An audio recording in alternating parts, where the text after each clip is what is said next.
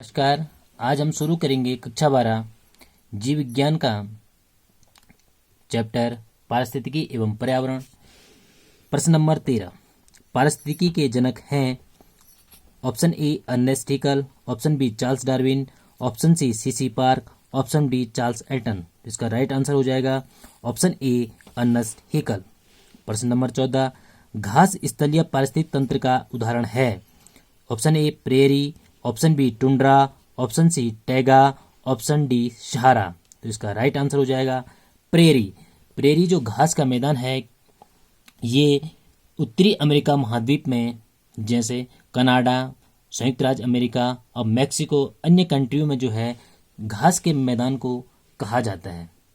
इसी प्रकार से पंपास जो घास के मैदान है ये दक्षिण अमेरिका महाद्वीप में कहा जाता है। स्टेपीज उत्तरी एशिया में जो है घास के मैदान को स्टेपीज कहा जाता है। इसी प्रकार डाउन्स होते हैं, डाउन्स जो होते हैं ऑस्ट्रेलिया में कहा जाता है घास के मैदान को। सवाना अफ्रीका में, पटाना जो है श्रीलंका में घास के मैदानों को जो है कहा जाता है। अगला क्वेश्चन है प्रश्न नंबर 15। स्वच्छ जलीय पारिस्थितिक तंत्र का उदाहरण है। ऑप्शन ए महासागर, ऑप्शन बी तालाब या झील, ऑप्शन सी नदी, ऑप्शन डी समुद्र। तो इसका राइट आंसर हो जाएगा तालाब या झील। प्रश्न नंबर 16। एक्वेरियम पारितंत्र है। इसका ऑप्शन ए है प्राकृतिक है, ऑप्शन बी घास स्थलीय है, ऑप्शन सी मरुस्थलीय, ऑप्शन डी कृत्रिम। तो जो एक्वेरियम इकोसिस्टम होता है वो एक कृत्रिम होता है। तो इसका राइट आंसर हो जाएगा ऑप्शन डी कृत्रिम। प्रश्न नंबर 17। किसी क्षेत्र में एक ही जाति के कई प्राणियों के समूह को कहते हैं। इसका ऑप्शन ए है समुदाय, ऑप्शन बी है प्राणीजात, ऑप्शन सी है जनसंख्या, ऑप्शन डी है बायोम। तो इसका राइट आंसर हो जाएगा कि एक ही क्षेत्र में एक ही जाति के कई प्राणियों के समूह को हम समुदाय कहते हैं। इसका राइट आंसर ऑप्शन ए समुदाय। प्रश्न नंबर 18। एक पारितंत्र में ऊर्जा का प्रभाव की दिशा होती है। तो इसका ऑप्शन ए है चक्रीय, ऑप्शन बी अनियमित, ऑप्शन सी एक दिशीय, ऑप्शन डी द्विदिशीय। तो इसका राइट आंसर हो जाएगा ऑप्शन सी एक दिशीय, क्योंकि पारितंत्र में जो ऊर्जा का प्रभाव होता है वो हमेशा सीधा ही होता है और यूनिडायरेक्शनल होता है। प्रश्न नंबर 19 है दो पारिस्थितिक तंत्रों के बीच का संक्रमण क्षेत्र कहलाता है। Option A ecotype, option B ecocline, option C ecesis, option D ecotone. तो इसका राइट आंसर हो जाएगा इकोटोन।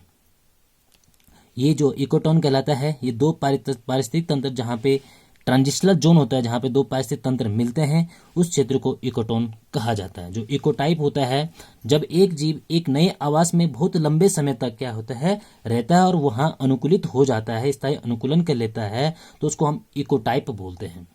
इसी प्रकार इकोसिस जो होता है एक नए स्थान पर जातियों का जो विकास होता है तो उसे हम इकोसिस नाम से जानते हैं। इसके इसी प्रकार प्रश्न नंबर 20वां है फ्लोरा शब्द संबंधित है। ऑप्शन ए पौधों से, ऑप्शन बी पशुओं से, ऑप्शन सी पक्षियों से, option D none of these above. अर्थात इसका सही आंसर हो जाएगा ऑप्शन ए। जो फ्लोरा शब्द होता है वो पौधों से संबंधित होता है। इसी प्रकार से जो जंतुओं से संबंधित होता है उसको हम बोलते हैं फोना। तो फोना शब्द अगर आता है तो फोना शब्द का संबंध जो होता है वो जंतुओं से होता है। प्रश्न नंबर 21। कृत्रिम पारितंत्र का उदाहरण है। ऑप्शन ए नदी पारितंत्र, ऑप्शन बी कृषि पारितंत्र, ऑप्शन सी महासागरीय पारितंत्र, ऑप्शन डी घास स्थल पारितंत्र। जिसका राइट आंसर हो जाएगा ऑप्शन बी कृषि पारितंत्र।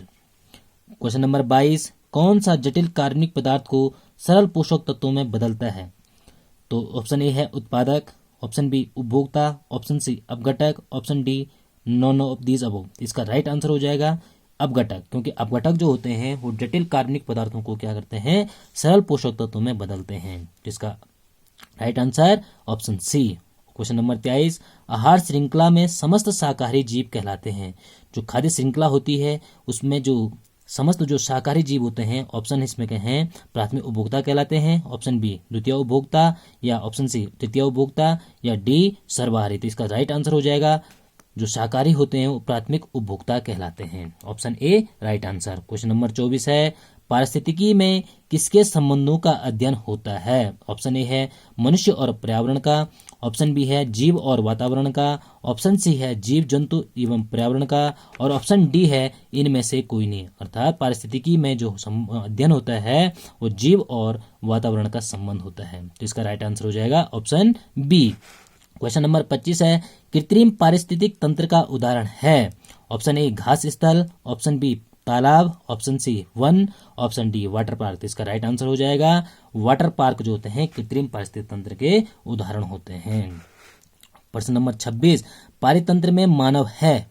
ऑप्शन ए शाकाहारी, ऑप्शन बी मांसाहारी, ऑप्शन सी सर्वाहारी, और ऑप्शन डी उत्पादक। तो इसका राइट आंसर हो जाएगा मानव जो है पारितंत्र में वो सर्वाहारी है। प्रश्न नंबर 27 है, प्राकृतिक पारिस्थितिक तंत्र का उदाहरण है? ऑप्शन ए बांध, ऑप्शन बी खेत, ऑप्शन सी जंगल, ऑप्शन डी जलाशय। तो इसका राइट आंसर हो जाएगा जो प्राकृतिक है, जो नेचुरल पारिस्थितिक तंत्र होते हैं, ऑप्शन सी इसका राइट आंसर हो जाएगा जंगल।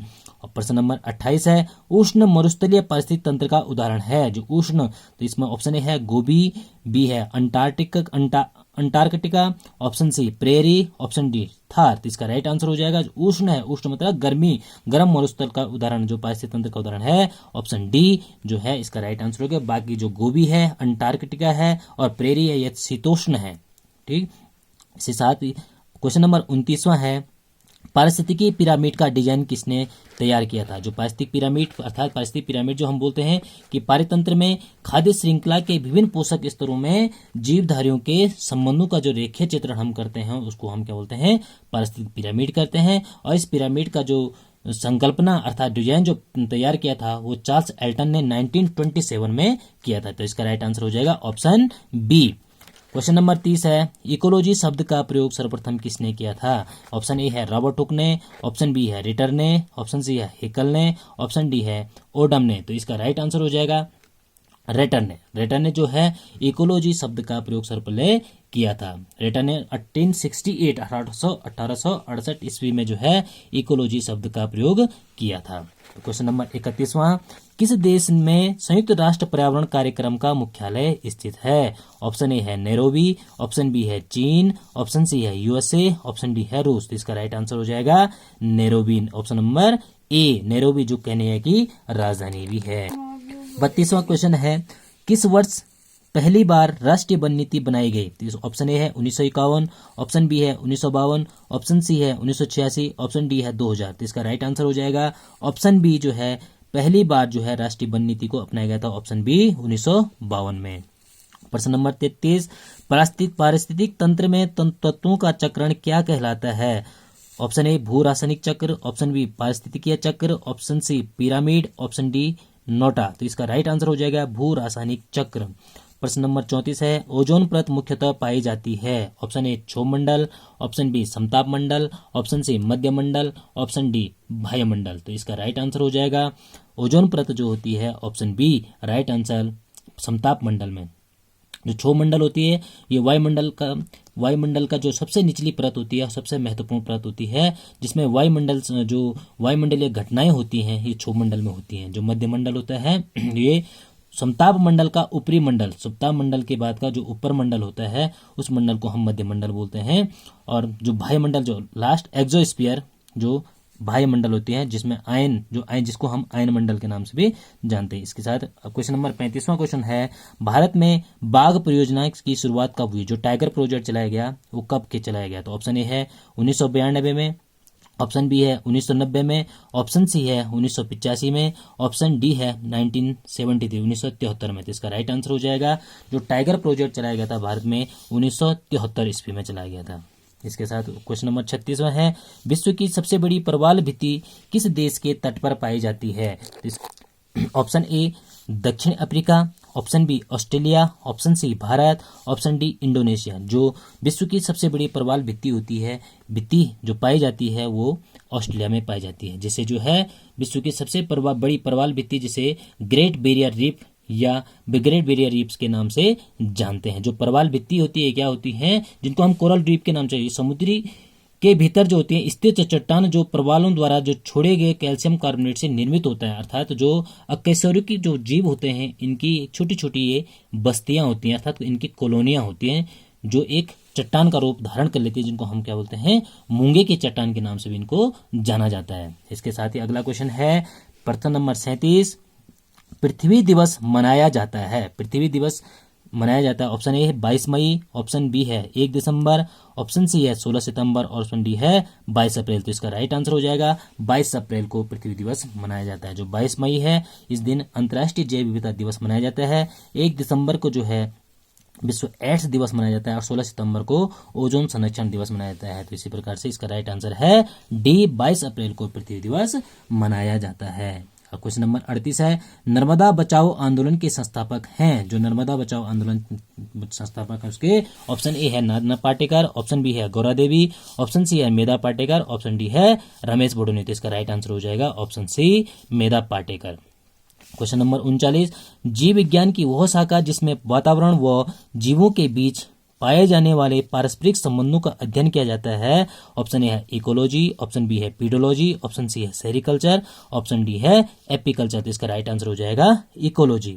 जो पीडोलॉजी होता है मृदा का अध्ययन होता है, सेरिकल्चर में रेशम कीट का पालन करते हैं और एपिकल्चर में हम मधुमक्खी पालन करते हैं। अब क्वेश्चन नंबर 40, संकटग्रस्त प्रजातियों को IUCN की कौन सी किताब में दर्शाया जाता है। जो संकटग्रस्त जो जातियां होती हैं उनको जो है IUCN जो है किस किताब में दर्शाता है। ऑप्शन ए है जेनेरा प्लेंटरम, ऑप्शन बी है red data book, option C है ग्रीन डाटा, ऑप्शन डी है नोटा। तो इसका राइट आंसर हो जाएगा रेड डाटा।